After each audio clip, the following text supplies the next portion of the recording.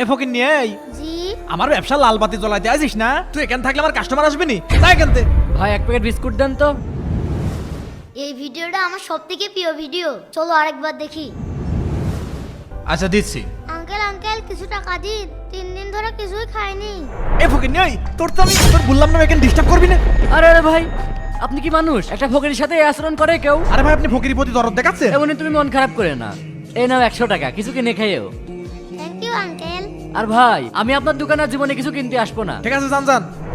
বাবা হ্যাঁ চাচা। 50 টাকা চিনি দাও তো। হ্যাঁ হ্যাঁ চিনি। দাদু দাদু আমাকে কিছু খাবার কিনে দেন, 3 দিন ধরে কিছুই খাইনি। এই ফকির নি তুই আবার জ্বালাচ্ছিস? দাঁড়া তোকে তো আমি। আরে আরে কি করছো বাবা, থামো। কি হলো? তুমি কি মানুষ? এরকম একটা অসহায় মেয়েকে কেউ মারে? চাচা আপনি ওই ফকিরের প্রতি দরদ দেখাচ্ছেন? শুনি তুমি মন খারাপ করে না, এই নাও 50 টাকা, তুমি কিছু কিনে খাবা। আরে টাকা দিচ্ছে। আর আপনি আসলে খুব খারাপ লোক, আপনার দোকানে আর আসবো না। আচ্ছা ঠিক আছে যান যান।